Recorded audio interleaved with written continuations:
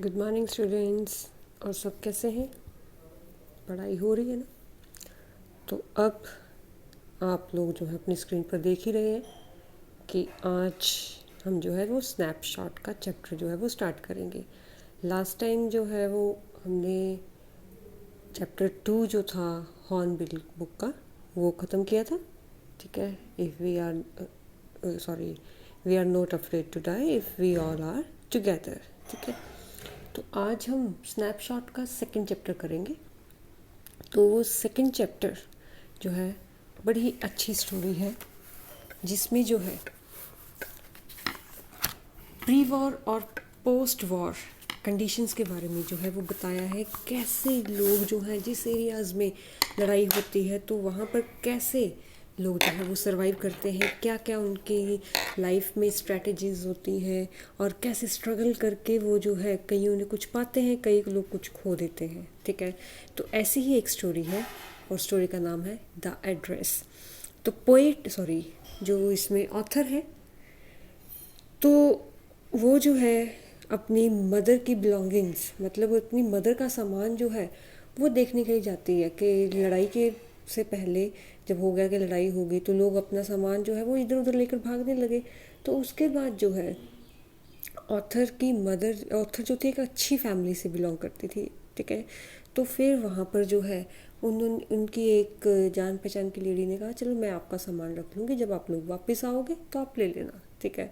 तो फिर उसके बाद वो अपनी मदर का सामान जब लेने जाती है, देखने जाती है, तब क्या होता है, कैसे जो है उसकी लाइफ में क्या क्या चेंजेस आते हैं। The story is all about that. So let's start our second chapter, and the name is The Address. So this short story is poignant account of daughter who goes in search of her mother's belongings after the war in Holland. तो Holland में लड़ाई के बाद कहते कि daughter जो है अपनी मदर के सामान को जो है बिलोंगिंग्स मतलब सामान, तो उसको जो है उसकी खोज में जाती है। तो उसी के बारे में ये स्टोरी जो है पॉइगनेंट मतलब एक तरह का दुखी बोल सकते हैं, मारमरिक बोल सकते हैं, एग्जैक्ट अगर हमें वर्ड देखना है तो उसी के बारे में जो है ये स्टोरी है। When she finds them, the objects evoke memories of her earlier life. तो जैसे ही उसको अपना सामान मिलता है तो उसको अपनी सारी पुरानी ज़िंदगी की सारी यादें जो है वापस आ जाती हैं। However, she decides to leave them all behind and resolves to move on. तो फिर उसके बाद वो यही डिसाइड करती है कि अब जो है मुझे यहाँ पर इस सामान को नहीं चाहिए, मुझे जो है इससे कोई मतलब नहीं है और मैं आगे अपनी लाइफ को बढ़ाऊँगी। So do you still know me? I asked. तो कहते हैं क्या तुम मुझे अभी भी जानती हो? The women looked at me searchingly मतलब कि बड़े ध्यान से देखती है, पहचानने की कोशिश करती है। She had opened the door a chink का मतलब हल्का सा दरवाज़ा उसने खोला था। I came closer and stood on the step. तो मैं फिर और नज़दीक आती हूँ, जो सीढ़ियाँ बनी थी दरवाजे के आगे तो मैं उन चढ़ जाती हूँ। No I don't know you. कहती नहीं मुझे नहीं आपको जानती। I am Mrs S daughter. तो कहती मैं मिसिज एस की बेटी हूँ। She held her hand on the door as though she wanted to prevent it opening more further. तो जैसे ही वो अपनी मदर का नेम लेती है तो वो अपना हाथ जो है दरवाजे के ऊपर ऐसे रख देती है ताकि कोई दोबारा इनकी दरवाज़ा अंदर खोल कर जो है वो कोई जा ना सके।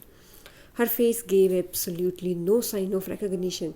तब भी उसका चेहरा जो था मुझे पहचानने का कोई भी जो था वो नहीं लग रहा था कि उसने मुझे पहचाना है। She kept staring at me in silence. वो चुपचाप मुझे बस घूरते ही जा रही थी, देखते ही जा रही थी। Perhaps she was mistaken I thought, perhaps it isn't her.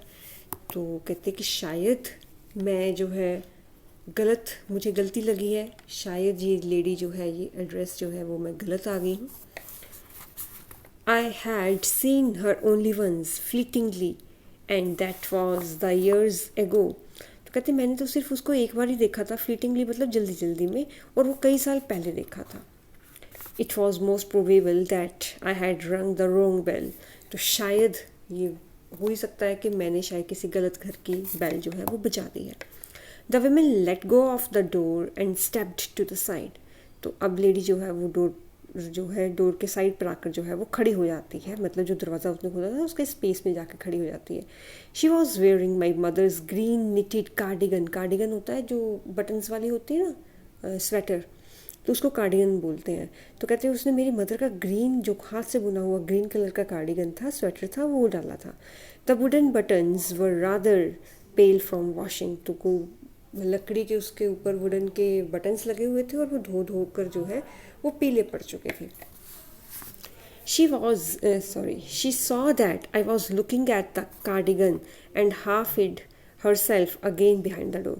तो उसने देख लिया कि मैं तो ये कार्डिगन देख रही हूँ, तो फटाफट वो दरवाजे के पीछे चली गई, इनकी अपने आप को आधा दरवाजे के पीछे उसने छुपा लिया.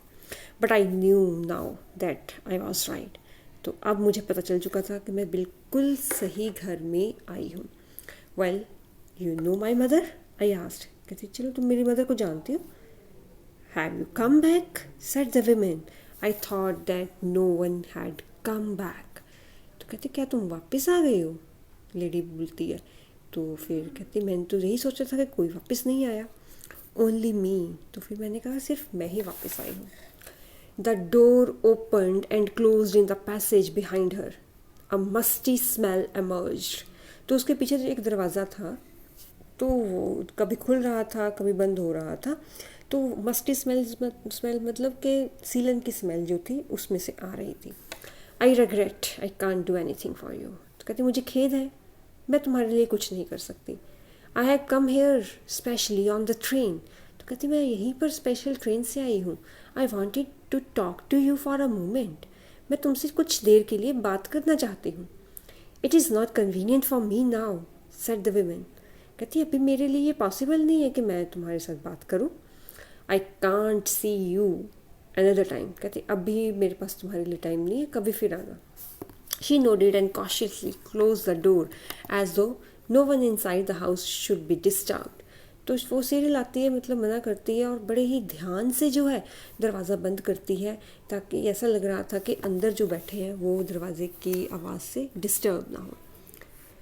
आई stood where I was on the step. तो जिस सीढ़ी पर मैं खड़ी थी मैं वहीं की वहीं खड़ी रह गई. The curtain in front of the bed window moved. तो जो वहाँ पर विंडो थी वहाँ का कर्टन जो था वो हिल रहा था. Someone stared at me and would then have asked what I wanted. तो कोई मुझे देख रहा था और ऐसा लग रहा था कि वो मुझसे पूछेगा मुझे क्या चाहिए, और उसने पूछा. और nothing the women would have said it was nothing. तो कहते कि वो लेडी ने फिर यही कहा होगा कि नहीं उसको कुछ नहीं चाहिए, कुछ नहीं था वहाँ पर. I looked at the name plate again. तो कहते कि मैंने फिर से नेम प्लेट देखा जो घर के डोर पर थी लगी हुई. Darling it said. तो डोर के ऊपर नेम लिखा था darling in black letters on white enamel. तो वाइट प्लेट थी तो उसके ऊपर ब्लैक लेटर्स में लिखा था. And on the jamb a bit higher the number 46. और थोड़ा सा उसके ऊपर जो है वो लिखा था हाउस नंबर, तो वो था 46. ये एड्रेस जो है वो आप थोड़ा रिमाइंड करके रखना, याद करके रखना, क्योंकि आपको क्वेश्चंस में बार बार यही जो है नाम जो है वो याद रहेगा, Mrs darling and house number 46. So as I walked slowly back to the station, I thought about my mother who had given me the address years ago. तो जैसे जैसे कहते मैं अपने स्टेशन की तरफ जा रही थी तो मैं अपनी मदर को याद कर रही थी जिसने मुझे एड्रेस ये दिया था और कई साल पहले दिया था. It had been in the first half of the war. तो अभी लड़ाई आधी ही हुई थी, मतलब लड़ाई शुरू हुई काफ़ी टाइम हो चुका था. I was home for a few days and it struck me immediately that something or other about the rooms had changed. और कहते कि मैं जो थी कुछ दिनों के लिए घर आई थी और मुझे जो था वो एकदम से जैसे घर आई तो मुझे एकदम से अजीब सा लगा घर, कि यहाँ पर घर में कुछ मिसिंग है. जैसे आप भी कई दिनों के बाद अपने घर में जाओगे, कोई चीज़ जो है आपके रूम में आपके घर में जो है नहीं दिखाई दे रही, तो आपको बड़ी जल्दी ध्यान जाता है ना उस पर.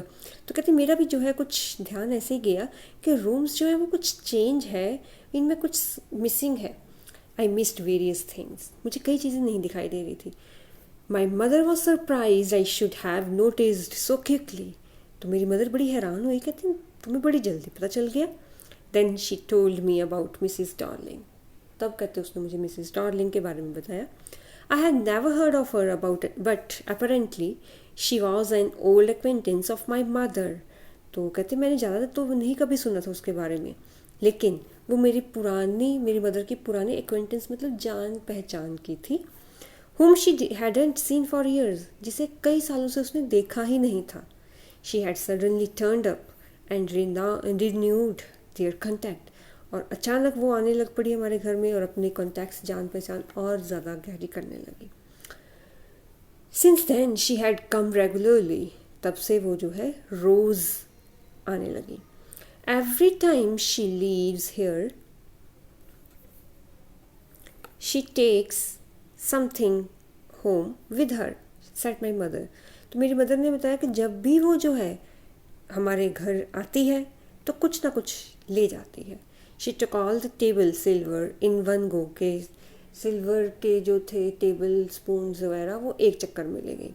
And then the antique plates that hung there, तो जो एंटीक प्लेट्स थी, सॉरी कुछ कैमरा हिल रहा है,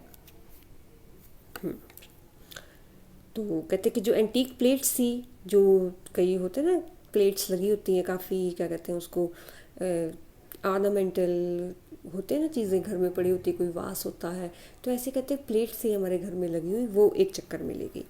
she had trouble lugging those large vases and I am worried she got a crick in her back from the crockery.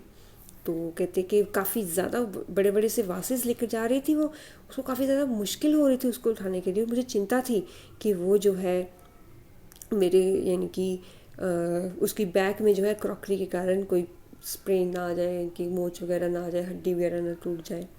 My mother shook her head pityingly, तो उसको दया करते हुए कहते मेरी mother, I would never have dared ask her.